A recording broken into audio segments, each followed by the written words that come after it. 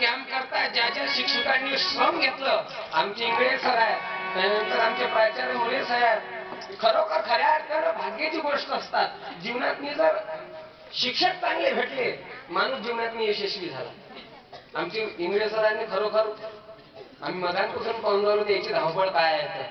खऱ्या अर्थानं ज्या ज्या माणसाला ज्या ज्या विद्यार्थ्यांना असे शिक्षण भेटले का नाही, ते जीवनात यशस्वी झाल्याशिवाय राहणार नाही. म्हणून जीवनात 3 माणसाचा आदर करा, जे सांगितल्याप्रमाणे. नाहीतर परिस्थिती बिकट आहे ना. आम्ही परिस्थिती पाहतो, आमच्या समाजाची वेगळी परिस्थिती झाली. म्हणून माणसाला शिक्षणाबरोबर सुसंस्कार महत्वाचे आहे, असे राष्ट्रसंत तुकडोजी महाराज सांगतात. कारण की तुम्ही विचार करा, एखादा माणूस भरपूर शिकला, जगात जेवढ्या डिग्री आहे तेवढ्या संपादन केल्या, परंतु त्याला सुसंस्कार मिळाले नाही, तो माणूस लादेन झाल्याशिवाय राहणार नाही. कमी शिकला होता का लादेन? कमी शिकला होता का? नाही. पण सुसंस्काराचा अभाव त्या माणसाला होता, त्याने संपूर्ण जगात दंगा माजवला. एखादा माणूस शिकला काहीच नाही, परंतु त्याला सुसंस्काराची जोड मिळाली, तो माणूस गाडगे बाबा तुकडोजी बाबा झाल्याशिवाय राहणार नाही.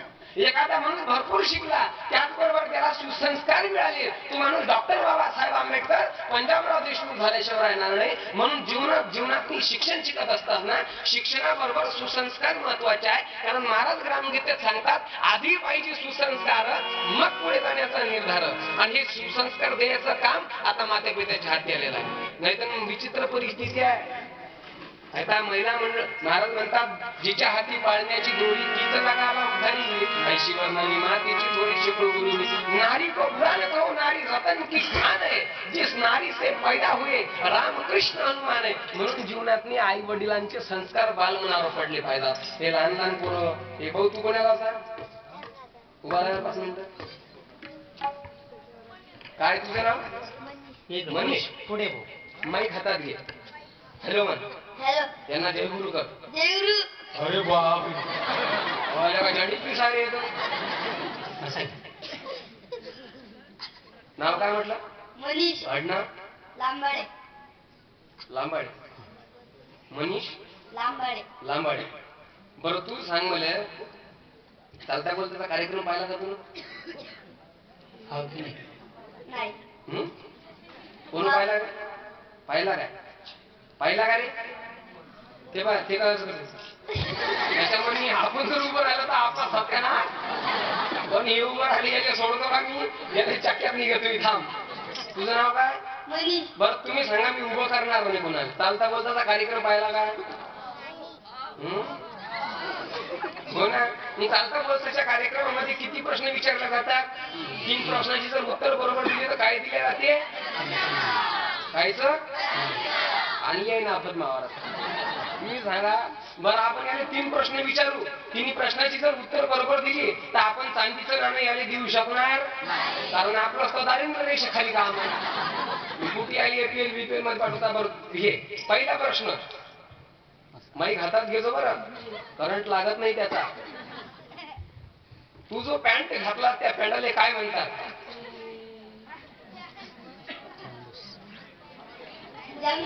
जांगो. कुठून नाव शोधलं रे बाबा हे?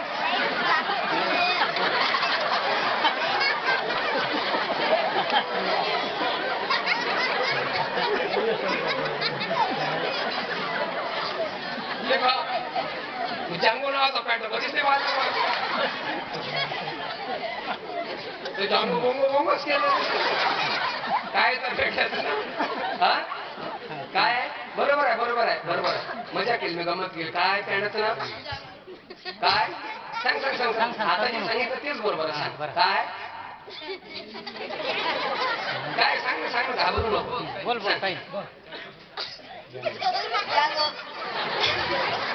तरी तो पटरीवर आलाच नाही काय? जांगो काय म्हणते रोयाच्या पॅन्टाले? हा,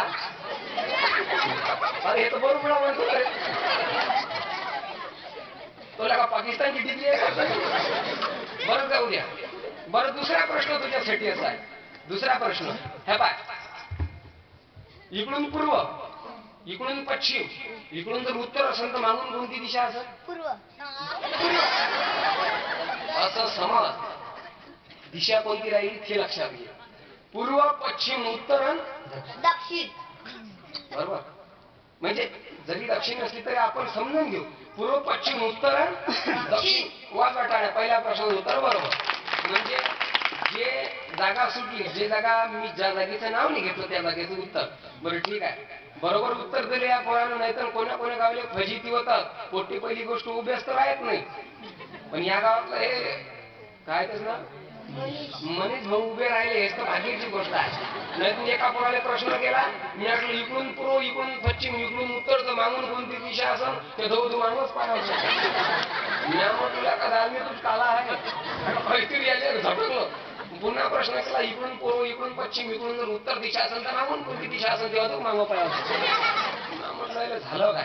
पुन्हा प्रश्न केला, म्हटलं इकडून पूर्व इकडून पश्चिम इकडून जर उत्तर दिशा असेल तर मागून कोणती दिशा असेल. म्हणे महाराज मला सरम लागते.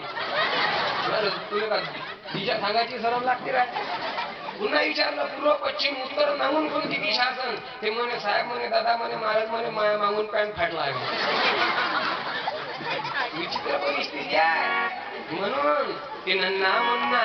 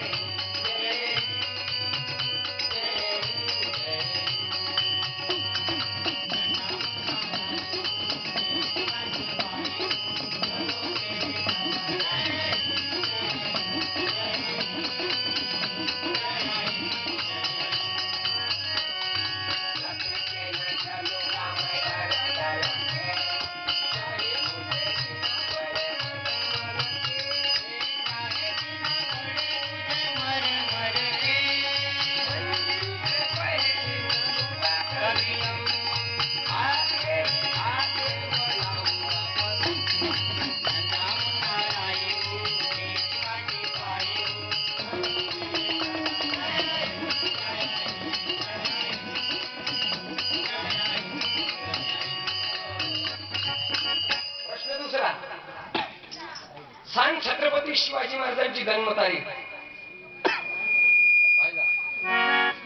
आम्हा कोणीच नका सांगू बरोबर. म्हणजे म्हटलं ज्याने प्रश्न विचारला त्यानंच उत्तर द्या. शिवाजी महाराजची जन्मतारीख येते की नाही हो का नाही सांग.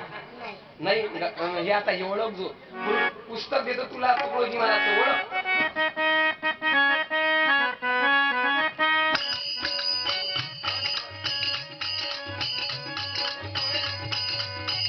कोणतोय वाजवा.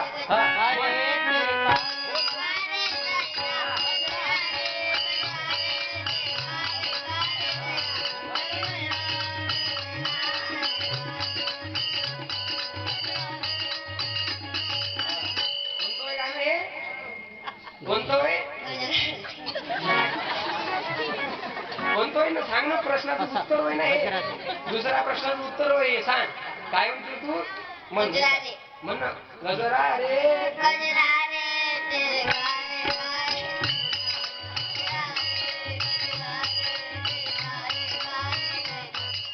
फक्त तिचेच डोळे काय आहे काय. सांग बाबासाहेबांची जन्मतारीख येते का नाही. हो की नाही. हो की नाही. वाजवा हो दुसरं.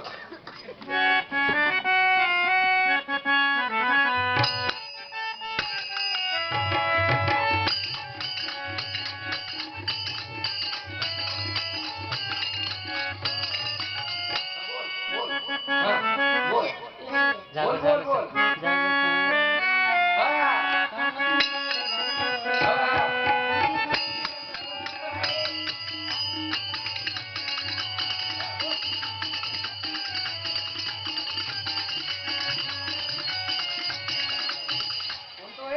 तिसऱ्या प्रश्नाचं आहे का पुस्तक तयार जवळ आहे. तिसऱ्या प्रश्नाचं उत्तर दे.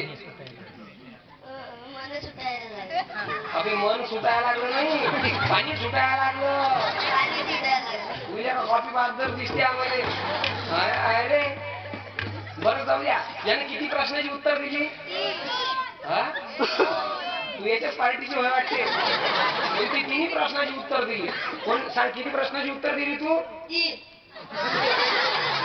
आईला का तुला का पक्का भ्रष्टाचारी आहे. परिवर्तन झालं. हे परिवर्तनाची लाट आहे. बच्चो तुम तकदीर हो कल की हिंदुस्तान की. हे उद्याचं भवितव्य आहे. एक काळ होता 5,500 वर्षापूर्वी यादव कुळामध्ये एक लाला जन्माला आला. नाव काय द्यायचं? नाव काय द्यायचं? भगवान. 5,500 वर्षापूर्वी यादव कुळामध्ये एक लाला जन्माला आला. 9 लाख गाईला तारा खाऊ घातला. किती गाईला? 9 लाख. 5,500 वर्षानंतर पहा मी काय बोलतो. 5,500 वर्षापूर्वी यादव कुळामध्ये एक लाला जन्माला आला. 9 लाख गाईला तारा खाऊ घातला. 5,500 वर्षानंतर यादव कुळामध्ये एक लालू जन्माला आला. अख्ख्या गाईचा तारा खाऊन टाकला. गोष्ट आहे ना? तारा घोटाळा हे परिवर्तनाची लाट आहे. आता तू मला सांग, भारत पाकिस्तानची भीत आहे. कोणाकोणाची? भारत पाकिस्तान. भारत पाकिस्तान. पसट्ट. माईक तोंडाजवळ. भारत पाकिस्तानची भीत आहे. कोणाकोणाची? भारत पाकिस्तान. त्याच्यावर कोंबडा बसलेला आहे. त्याची चोच भारताकडे, मागचं फाउंडेशन पाकिस्तानकडे आहे. समजा जर कोंबड्यानं अंड दिलं तर कुठं पडलं? पाकिस्तान. आहे पण हे जाणीव किशोर आहे. कंपनीनं बंद केली अशी पीस भेटत नाही आता. जो पीस जास्त चालला ते पीस बंद करतात कंपनी. पाय भारत पाकिस्तानची भीत आहे. त्याच्यावर कोंबडा बसलेला आहे. त्याची चोच भारताकडे, मागचं फाउंडेशन पाकिस्तानकडे आहे. समजा जर कोंबड्यानं अंड दिलं तर कुठं पडलं? भारत. काय असं राहिलं का? काय समजून नाही राहिलं. अरे थांबा, उत्तर कोणीच नका देऊ. अहो घेऊन नाही आले म्हणजे चक्कीत मी. भारत पाकिस्तानची भीत आहे. त्याच्यावर कोंबडा बसलेला आहे. त्याची चोच भारताकडे आहे, मागचं फाउंडेशन पाकिस्तानकडे आहे. समजा जर त्यानं अंड दिलं तर पळण कुठं? खालचं.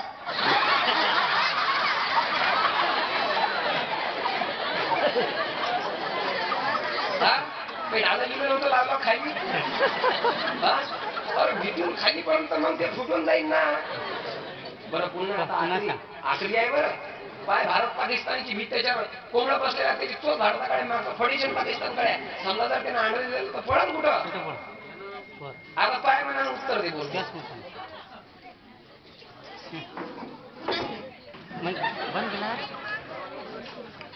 बोल.